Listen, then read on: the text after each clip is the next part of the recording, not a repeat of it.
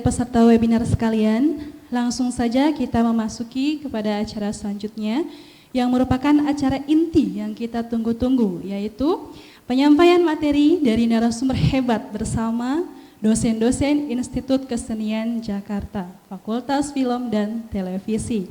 Oke, yang pertama Bapak Dr. R.B. Armantono MSN. Nah ini ya, ada riwayat pendidikan, penghargaan, dan karya-karya yang sudah diciptakan.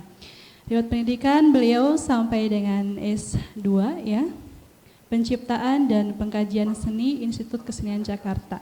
Oke, dan kemudian penghargaan yang didapatkan dari 2007 ya, skenario adaptasi terbaik Festival Film Indonesia FFI, 2011-nya film Tanah Air Beta, dan 2012-nya di penulis skenario cerita asli terbaik apresiasi film Indonesia atau AFI ya itu.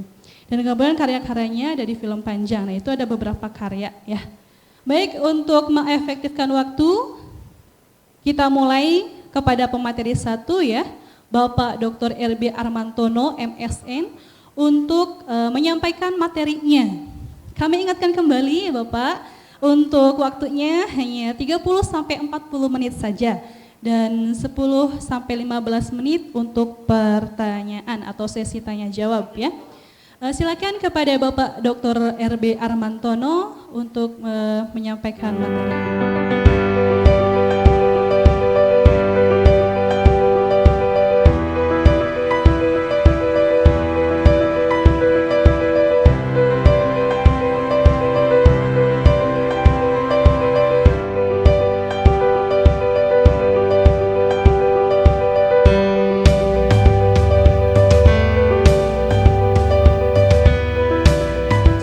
Datang kepada Bapak Dr. R.B. Armantono. Selamat pagi Bapak. Selamat pagi. Sudah sarapan Pak? Ya sudah. Alhamdulillah. Semangat ya Pak ya untuk menyampaikan materi pada pagi hari ini. Terima kasih. Ya, terima kasih Bapak. Silakan untuk menyampaikan materinya. Langsung saja Baik, Pak. terima kasih. Ya, saya ingin menjelaskan tentang film pendek, panjang, dan iklan. Saya akan share screen. Sudah kelihatan ya? Kelihatan Pak, kelihatan. Ya, oke. Jadi saya akan mulai dari sejarahnya. Nanti dalam tanya jawab mungkin perdalam ya mengenai perbedaan film panjang dokumenter setelah iklan. Jadi kalau kita lihat, perhatikan bahwa film itu dimulai dari fotografi. Pada awalnya ada fotografi, ditemukan fotografi, kemudian orang berpikir bagaimana supaya gambar dari foto itu bisa bergerak. Jadi kemudian dilakukan beberapa eksperimen sampai akhirnya ditemukan film. Nah, film-film pertama itu dari filmnya Lumière, ya, Lumière Brothers, jadi dua kakak beradik itu berhasil membuat film, beberapa film, banyak film sebetulnya, yang kemudian dianggap sebagai film-film pada awal perkembangan film. Jadi hari kelahiran film itu pada 28 Desember 1895 yang dimulai dengan pemutaran film Louis dan Auguste Lumière. Jadi ini film ini diputar di hadapan 40 penonton ya, sekitar 40 penonton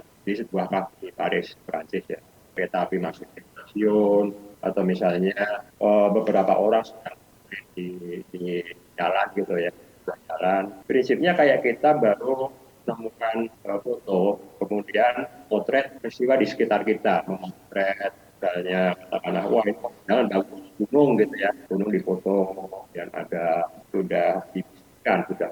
Nah ini contoh filmnya, ini sengaja saya screenshot supaya agak jelas ya. Ini memperlihatkan guru-guru yang baru keluar dari pabrik ya.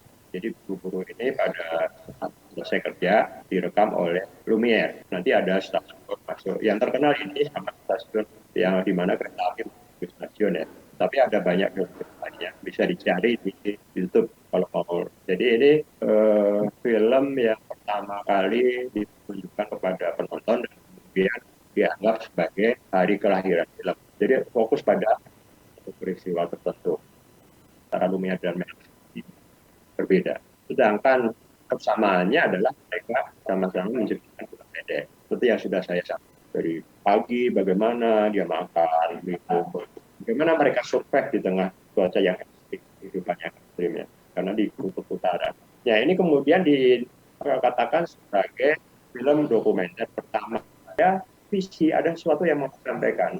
Banyak melakukan eksperimen, hanya lingkaran, bulatan, atau misalnya mana jadi memainkan piano, tangtung, tangtung, tangtung, gitu. Itu eksperimental. Artinya, film pendek tetap berkembang dengan caranya sendiri sampai sekarang. Bahkan kemudian kecenderungannya kemudian industri bergerak ke durasi pendek karena kita punya YouTube, ya ada YouTube, ada di Instagram, dan orang mulai sibuk dengan pekerjaannya, sibuk dengan perkembangannya. Maka disitulah film pendek mengambil peran ya, mengambil perannya. Nah, jadi kalau kita lihat kita bisa membedakan antara fiksi dan dokumenter. Jadi fiksi itu rekayasa, dokumenter itu ceritanya memang fakta. Jadi dia didasarkan pada fakta.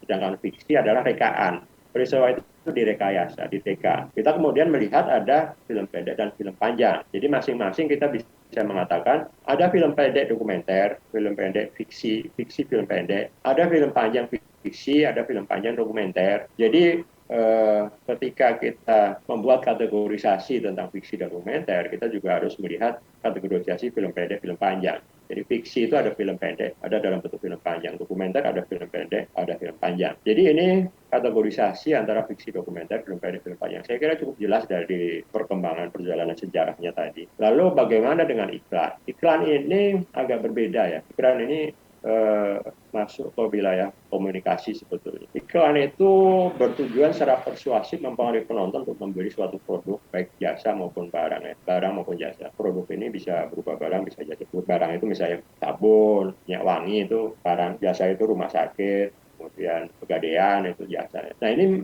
persuasif itu membujuk penonton untuk membeli suatu produk atau baik barang maupun jasa. Jadi tujuannya adalah jualan sebetulnya iklan itu. Nah, nanti kita akan lihat perkembangannya bahwa iklan itu nanti akhirnya juga bersinggungan dengan film. Sedangkan film itu produk itu sendiri, jadi film itu ya dijual, yang dijual filmnya, dijual dalam tanda kutip. Tujuannya adalah kita mau bikin film ini apa, komersial atau non komersial. Misalnya mau diikutkan festival, kita bikin film mau untuk dimasukkan ke YouTube, nanti supaya viewernya banyak, kita dapat secara aspek komersial juga laku, kita dapat uang ya, atau non komersial karena kita memang ingin bikin film terlepas dari soal laku atau enggak laku kan gitu. Kayak misalnya kalian bikin film untuk ujian itu kan tujuannya bukan komersial kan, tujuannya lulus. Itu perbedaan antara film dan iklan. Tapi belakangan kemudian iklan itu memanfaatkan cerita. Jadi ada cerita misalnya seorang istri yang suaminya itu meninggal kemudian menangis menjerit-jerit, tapi oh Pak, nggak apa-apa, ini ada masih ada kenangannya, masih hidup dia. Itu kemudian ternyata dia jualan handphone sebetulnya, mengiklankan sebuah handphone meskipun dibalut dengan sebuah cerita. Sekarang mulai ke sana. Jadi iklan kemudian menjadi sangat soft sell ya, sangat seolah-olah nggak jualan gitu kan. Ada orang punya ruko, kemudian di depan itu selalu tidur gelandangan, orang gelandangan. Dia usir, dia tendang, dia siram, ya gelandangan itu pergi. Akhirnya suatu ketika gelandangan itu sama sekali nggak ada. Dia bingung kemana dia sebetulnya. Lalu dia putar CCTV, rekaman CCTV. Ternyata si gelandangan ini bertarung, berantem sama penjahat yang mau mencuri atau mengambil barang-barang di toko itu. Berantem kemudian akhirnya roboh, makanya dia nggak ada, dan nangis, dia sedih ya, selama ini gelandangnya dia sia-sia ternyata menyelamatkan tokonya. Padahal yang diiklankan itu adalah CCTV, dia jualan CCTV, tapi balutannya itu sudah kepada balutan cerita. Tapi prinsip dasarnya iklan itu tujuannya menjual produk ya, tujuan dibikinnya cerita tentang toko dan pemilik toko dan gelandangan itu adalah CCTV-nya terjual banyak, itu adalah tujuannya, tidak ada tujuan lain, tidak sebagai film ya. Jadi karakteristiknya adalah selling point. Selling point itu apa? Atribut yang khas yang membedakan suatu produk dan produk lainnya. Jadi gini, saya kasih tahu ya. Kalian membeli produk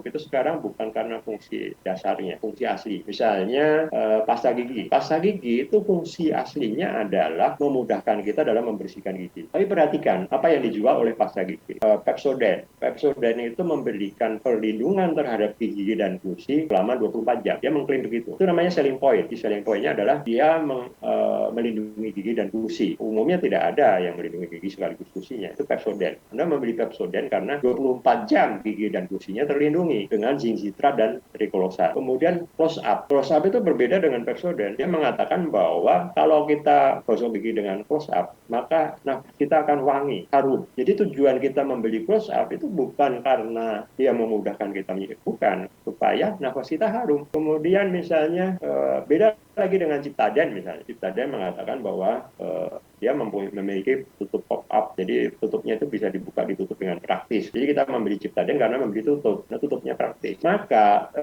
key selling point itu membuat kita menjauh dari tutup dasar.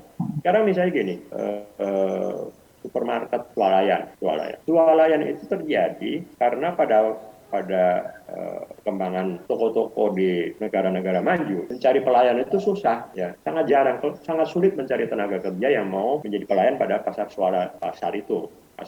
modern itu. Akhirnya diciptakanlah konsep swalayan, artinya oke deh pembeli jadi pelayan sendiri deh, silakan nyari tinggal kasir, jadi gitu aja lah. Tapi kemudian belakangan kita menjadi bangga kalau ke swalayan itu aneh. Belanja kemana? Swalayan kok loh. Di swalayan itu kita menjadi pelayan sebetulnya. Kok bangga? Beda dengan kalau kita beli di pasar tradisional kan. Coba dong saya mencari ini misalnya lah gembok. Oh yang ini enggak, ini kurang kuat nih, cari gembok yang lain.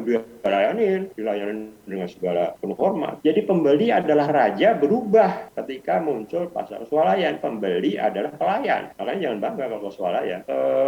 Kemudian apartemen itu muncul ketika lahan menjadi semakin sempit. Di negara-negara maju, di kota-kota besar, lahan itu susah banget dicari. Akhirnya dinaikkan ke atas. Sekarang dijualnya lebih mahal daripada rumah biasa. Merasa bangga punya apartemen. Lo nggak bisa nanam durian, saya bisa nanam durian, saya bisa nanam anggur, karena di depan ada halaman. Di apartemen nggak bisa, jemur baju aja nggak bisa. Ya bisa sih, tapi ya itu sudah akan mepet-mepet gitu kan. Karena seolah-olah kehidupan apartemen itu modern gitu. Itu yang dijual itu. Jadi orang kemudian tidak menjual fungsi aslinya, fungsi asli dari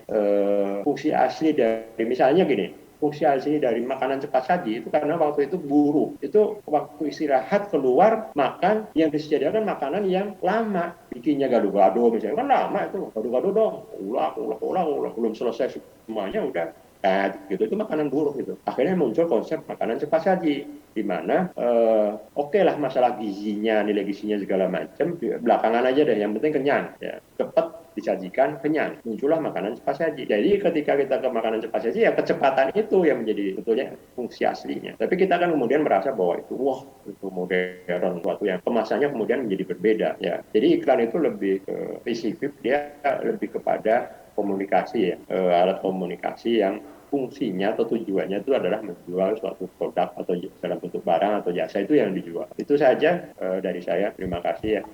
Mudah-mudahan ini menjadi landasan dasar berpikir tentang film pendek, film panjang, dokumenter, fiksi, dan iklan. Baik, terima kasih kepada Bapak Dr. R.B. Armantono MSN atas pemaparannya. Mohon maaf nih Bapak, sebelumnya saya tuh penasaran sama nama Bapak gitu ya, Dr. RB. RB-nya itu singkatan dari apa ya Pak? Enggak, itu memang singkatan. Saya biasa pakai Armantono aja. Gitu. Okay. Saya dulu di Nganjar, kuliah S1-nya di IKJ, lalu S2, S3-nya saya di Solo. Terima kasih Bapak atas pemaparannya. Mulai dari sejarah awal mula berdirinya film dan proses pembuatan film serta penemuan kamera film ya Pak ya. Dan mungkin 4 bulan lagi mau anniversary ya Pak ya? Kenapa? 4 bulan lagi mau anniversary nih kelahiran film pada tanggal 28 Desember ya. Iya, betul. Semoga film di Indonesia semakin berjaya ya Pak ya. Iya. Oke, selanjutnya kita masuk pada sesi tanya jawab ya. Dipersilakan kepada para peserta yang ingin bertanya untuk mengklik ikon tangan ya. Nah, nanti akan saya persilakan terlebih dahulu sebelum mengaktifkan mikrofonnya. Silakan untuk para peserta. Oke, kepada Saudara Arya Wahyu ya. Arya Wahyu, silakan untuk menyampaikan pertanyaannya. Saudara Arya Wahyu, silakan mengaktifkan mikrofonnya terlebih dahulu dan sampaikan mengenai pertanyaannya. Assalamualaikum warahmatullahi wabarakatuh. Waalaikumsalam warahmatullahi wabarakatuh. Muhammad Wa'ala. Dengan tidak mengurangi rasa hormat, saya ingin bertanya kepada Bapak Armantono mengenai bagaimana cara kita mengolah sebuah cerita kita cerita kita yang kita punya jadi menarik, bagaimana cara kita menuangkan kita itu ke dalam bentuk skenario. Itu aja pertanyaan dari saya. Terima kasih. Gimana Bapak Armantono, bisa segera langsung dijawab atau mau diulang pertanyaannya Pak? Pak, saya paham. Oh, paham, baik. Jadi ketika kita mau membuat film, pertama-tama tentu saja kita harus menentukan dulu apakah kita itu mau membuat film fiksi atau membuat film dokumenter. Itu dulu. Ya, kita sudah melihat perbedaannya tadi, bahwa fiksi berbeda dengan dokumenter. Kalau dokumenter itu fakta dan ada visi. Kalian bisa bikin film dokumenter, saya mau bikin film dokumenter deh. Nah itu artinya ukurannya menjadi berbeda karena punya visi, ada sesuatu yang mau disampaikan dengan fakta-fakta yang kalian rekam. Beda dengan fiksi. Kalau fiksi adalah rekayasa, ya rekaan. Kemudian yang kedua, kalian menetapkan apakah ini pendek atau panjang. Saya membuat film fiksi pendek, jadi film pendek fiksi. Nah, kita sudah dapat bahwa kita mau buat film pendek. Artinya kita menetapkan durasi. Kita mau bikin durasinya berapa? Karena cerita itu pengaruhnya pada durasi. Misalnya durasinya 15 menit. Maka cerita kita harus cerita yang untuk 12 menit. Atau cerita kita hanya 3 menit. Maka fokusnya pada cerita yang 3 menit. Lalu prinsipnya begini, ya. Mau film pendek, film panjang, dokumenter atau fiksi. Itu adalah, kita bikin film itu adalah untuk memberikan suatu nilai kehidupan, nilai kemanusiaan kepada kita, nilai-nilai kemanusiaan. Orang menonton film itu karena ingin melihat cerita. Kenapa orang ingin melihat cerita? Orang punya kebutuhan terhadap cerita. Ya. Orang ada kebutuhan seperti halnya kebutuhan untuk makan. Orang itu butuh cerita. Kenapa orang butuh cerita? Karena makna hidup itu dimulai dari ceritanya. Ya kita ngomong misalnya di Ponorogo. Di Ponorogo ya ceritanya kan yang kita cari. Kenapa dengan di Ponorogo kita cari ceritanya? Didasarkan kepada cerita. Ya. Maka unsur cerita itu menjadi unsur penting dalam pembuatan film atau film fiksi maupun dokumenter. Ya makanya kita temukan banyak cerita kan. Cerita di kitab suci banyak. Cerita tentang Nabi Yusuf, cerita tentang Sulaiman, cerita tentang dan sebagainya. Di semua kitab suci ada cerita. Hindu gitu misalnya. Ada ceritanya banyak banget, Ramayana, Mahabharata gitu kan. Nah, jadi yang dibutuhkan adalah cerita kan, ceritanya. Cerita kalian apa? Nah, cerita ini harus memberikan sesuatu yang membuat orang itu mendapatkan nilai dalam memandang. Kayak misalnya gini, cerita tentang Nabi Sulaiman lah misalnya. Tapi itu akan menjadi cerita panjang ya. Itu kan kita kemudian kekayaan itu tidak ada apa-apanya sebetulnya di dunia ini. Kita lahir tidak membawa apa-apa, kemudian kaya, kerja, kemudian meninggal misalnya. Itu kan berbicara tentang kekayaan. Nabi Yusuf misalnya bercerita tentang ketampanan misalnya. Ada sesuatu yang kemudian membuat kita bercermin tentang hidup kita kayak gimana. Nah kalian mencari ceritanya begitu, ini bernilai apa enggak gitu kan, cinta-cintaan, terus kenapa cinta-cintaan, kalian bikin film tentang cinta-cintaan misalnya, memberi perspektif apa buat kita, kan gitu, ada sesuatu enggak dalam diri kita, cinta-cintaan itu, kecuali misalnya ada sesuatu yang bernilai. Cinta itu sebetulnya rekayasa sebetulnya, misalnya gitulah misalnya kalau bikin film. Cinta itu dulu nggak ada arti kata cinta, itu kan belakangan muncul. Makanya dulu menikah aja, dinikahin, dijodohin, ketemu menikah gitu lah. Misalnya, nah kita kemudian berpikir bener cinta itu ada atau nggak ada gitu kan? Cinta itu ada apa enggak? Nah, itu baru ada sesuatu yang membuat kita merefleksikan diri, kayak berkaca lagi gitu.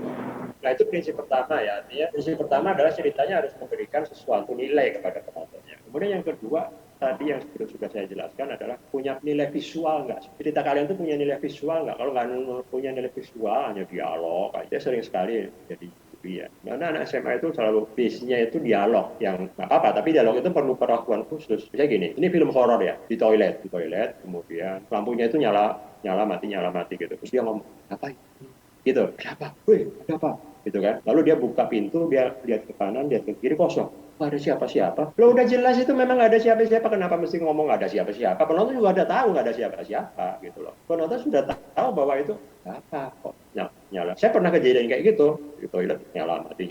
Saya nggak ada dialog kayak gitu. Saya cuma keluar terus melihat nggak ada apa-apa, ya diam aja, nggak ada. Siapa? Jadi ketika bikin dialog menjadi kayak nggak wajar gitu loh. Misalnya gini, Pulan misalnya, ada tokoh lihat Pulan, mau kemana? mau ke perpustakaan. Itu kan nggak visual. Kamu, iya aku juga mau ke perpustakaan, yuk kita sama-sama ke sana. Banyak banget yang kayak gitu. Kenapa nggak langsung ke perpustakaan aja? Masuk, ya kan? Kalau nggak usah dialog banyak-banyak. Itu nyatanya awal-awal film itu. Film itu selama dari 95 sampai 27, itu nggak ada dialognya juga jalan. Bahkan sampai sekarang pun banyak sekali film tanpa dialog. Apakah nggak boleh cerita itu ada dialognya? Ya boleh, tapi itu ada penanganan khusus yang agak rumit. Ya, agak rumit itu gini. Misalnya bahwa dialog itu melibatkan emosi. Emosi itu mendahului informasi. Misalnya gini, kalian masuk ke perpustakaan, adegannya ya, masuk ke perpustakaan, menggerutu tentang tugas yang banyak. Itu emosinya yang muncul. Tugas banyak banget. Teknik guru ngasih tugas nggak kira-kira. Nah, kan gitu. Tetapi yang umumnya itu tidak berhasil membangun emosi itu yang muncul dan informasi-informasi mau kemana? Perpustakaan. Oh nggak ada orang, kamu kemana saja? Aku nunggu-nunggu kok udah nggak datang-datang ya. Itu jadi pertimbangannya kalau sudah benar bahwa dia punya nilai, pesan moral kalau saya tidak tahu di namanya pesan moral, di pokok, tema, macam-macam istilahnya. Tapi intinya harus punya nilai. Kemudian yang kedua harus punya kekuatan visual. Bagaimana menciptakan kekuatan visual itu panjang. Misalnya gini lah, dari tokoh aja misalnya. Tokohnya kan biasanya umum, guru, murid, kepala sekolah, tapi nggak problematik. Bikin tokoh yang problematik, misalnya lumpuh, guru yang lumpuh jadi masalah, siswa yang lumpuh, penjaga sekolah yang lumpuh. Nah, dari situ kalian bisa olah. Misalnya ada tamu datang ke sekolah terus buang sampah sembarangan, buat ber gitu kan. Suatu ketika dia berhenti melihat, oh ternyata yang petugas kebersihannya lumpuh.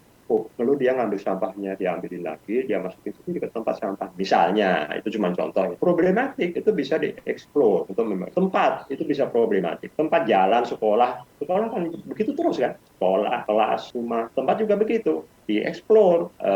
Misalnya kamar yang bocor, banjir, reot, kamar yang bocor misalnya. Lagi dia sedih, nilai ulangannya dapat 3 gitu kan. Tiba-tiba bocor, netes. Dia ambil misalnya apalah tempat itu takut gitu kan, panci tuk gitu kan, tiba-tiba akhirnya dia merasa itu kayak musik, dia merasa kegembiraan, kayak musik takut gitu kan, misalnya ada kegembiraan misalnya, senang, tiba-tiba nilai itu kemudian kena air juga, ada yang 3 jadi angka 8 gitu, kadang bleber misalnya ya. Eksplorasi tempat, ketika kalian terpikir tempat yang umum, jangan kasih problem ya. Sekolah akhirnya kan bayangnya di sekolah gitu aja, oke saya pengen pokoknya nggak usah problematik dong, nggak usah pakai lumpuh, pakai apa. Ya udah, tempatnya yang dieksplor. Atau peristiwa itu harus problematik. Misalnya pengemis menemukan uang segepok, itu problematik kan. Saya kasih contoh ya begini. Pentingnya tentang visual dan cerita. Jadi dalam sebuah kelas kita eksplorasikan. Jadi tokoh yang problematik, pengemis lumpuh, oke, pengemis lumpuh. Ada orang ngasih, kemudian tiba-tiba ada satpol pp datang, kan itu merazia pengemis dan sebagainya. Tiba-tiba pengemisnya itu lari, ternyata dia tidak lumpuh, dia pura-pura lumpuh. Terus kamu mau ngomong apa? Saya kan tanya begitu kan. Ini kita pengemis itu banyak kan pura-pura itu mas. Terus kenapa gitu? Itu nggak ada sesuatu. Terus kenapa? Kita semua juga udah tahu itu. Explore. Lalu dia bolak-balik itu berulang kali. Jadi kemudian tiba-tiba kalau nggak dapat sesuatu yang menarik, ya sesuatu yang nilai yang penting, lupakan. Akhirnya bolak-balik, akhirnya dia lari menabrak orang yang memberi duit. Jadi dia kan pura-pura lumpuh jadi pengemis. Terus ada karyawan datang lewat ngasih duit sama dia. Ada polisi, dia lari nabrak orang yang ngasih, sampai terjatuh orang yang ngasih itu, karyawan tadi. Ternyata karyawannya itu yang lumpuh. Ya dia pakai kaki palsu. Dia shock melihat, wah gue orang lumpuh aja bisa kerja, bisa ngasih. Nah itu baru saya bilang oke. Nah itu memang nggak bisa sekali 2 kali, kita mencari sesuatu yang itu nilai itu loh, saya bilang. Ada penjual koran menemukan dompet, ada orang pejabat itu lewat, dompetnya jatuh, dia kasih, dia lari-lari, dia kasih, dompetnya jatuh. Terus saya ceritanya, terus kenapa? Saya bilang, meskipun kita miskin kita harus jujur. Ya tapi ya, biasa itu, saya bilang. Besoknya saya akhirnya bola-balik, ini pasti bola-balik. Kadang-kadang kita kan nggak tega sama cerita, dia pikir bagus gitu. Enggak bagus, biasa, saya bilang. Akhirnya dia olah lagi, dia balikin duit itu, kemudian dikasih duit sama pejabatnya kan. Besoknya pas dia ngambil koran, dia melihat foto pejabat itu tertangkap karena korupsi. Lalu dia bengong gitu ngelihat duit yang dikasih sama pejabat itu, korupsi. Besoknya dia pergi ke KPK membawa duit yang dikasih sama pejabat itu, 100 ribuan dia balik. Baru saya bilang oke, itu lebih baik saya dibandingkan dia ngasih itu. Nah itu caranya ya. Jadi kadang-kadang kita nggak tega sama cerita kita itu bagus itu. Jangan, pikir yang lebih bagus gitu. Iya. Terima kasih Bapak atas jawabannya. Ya. Cukup Pak ya? Cukup. Bisa Ya, ini cukup. kan? Ya, bagaimana kepada Saudara Arya Wahyu? Apakah sudah paham mengenai jawabannya? Sudah, oke. Ya, baik kita masuk ke pertanyaan kedua dari Saudara Mus'ab Ibnu ya. Silakan mengaktifkan mikrofonnya dan kemudian mengajukan pertanyaan. Assalamualaikum warahmatullahi wabarakatuh. Assalamualaikum Jadi warahmatullahi gini, wabarakatuh. saya tuh pernah ngeliat sebuah film ya, Teater Pertempuran di Pasifik. Nah, cerita itu tuh diambil dari kisah nyata, dari Perang Dunia Kedua begitu. Nah, tapi kan kalau Perang Dunia Kedua itu pasti barang-barangnya itu udah pada hilang gitu, udah hancur. Nah, jadi itu tuh termasuk film dokumenter ataukah film fiksi gitu ya. Misalnya nih ya, orang itu udah meninggal kayak Hitler, tiba-tiba tuh masuk dalam sebuah film. Nah, jadi itu tuh termasuk film dokumenter atau film fiksi begitu. Ya, memang agak sulit ya, ini pertanyaan cukup bagus. Memang yang jelas dokumenter itu harus fakta. Misalnya kalian mau bikin film Hitler, kan orangnya udah nggak ada, ya tapi kan ada dokumen, ada saksi, ada orang ahli sejarah, bisa banyak cara untuk menciptakan dokumenter. Ketika rekonstruksi itu kemudian menjadi fiksi sebetulnya. Tapi kan basicnya drama, basicnya kan benar. Iya, basicnya benar, tapi kan direkonstruksi ya. Ketika muncul rekonstruksi kemudian menjadi fiksi karena nggak real Hitler, kecuali footage Hitler dibikin apa memang ada beneran Hitler. Tapi enggak, ada pemainnya gitu ya. Saya beberapa kali bikin film tentang sejarah, maksudnya film biografi ya. Kan dalam fiksi itu ada yang namanya genre itu bahasa Jepang, artinya jenis film sejarah itu ada. Genre film sejarah. Subgenrenya biografi. Jadi film biografi kita menyebut. Tapi apakah dokumenter? Ya bukan. Itu mengikuti aturan-aturan dalam film fiksi. Dialognya juga kita bikin kan. Kalau nggak dapat ya kita bikin sendiri aja lah dialog. Intinya apa? Diponegoro misalnya kan enggak. Gimana caranya gitu kan? Kan Diponegoro udah nggak ada. Yang ada tinggal bukunya kan. Ya based on bukunya itulah kita bikin. Tapi ini namanya film biografi. Tapi masuknya dalam fiksi. Jauh. Ada yang mengatakan drama. Tapi prinsip dasarnya sebetulnya fiksi. Oke, baik. Mungkin sudah paham untuk Mushab? Ya, baik ya. Itu untuk pertanyaan kedua. Terima kasih pada Bapak Armantono yang sudah menjawab pertanyaan dari Saudara Mushab. Kita masuk ke sesi yang pertanyaan ketiga ya, kepada sudah. Oke, tidak ada yang tanyakan lagi. Oke, terima kasih kepada Bapak RB Armantono MSN yang telah memberikan pemaparannya yang sangat menarik ya mengenai dunia perfilman. Kita masuk ke pemateri yang kedua. Bapak, terima kasih Pak ya, Bapak RB Armantono atas pemaparannya. Ya, salam sehat untuk kita semua ya Pak ya. Ya, semuanya sehat-sehat. Amin. Alamin.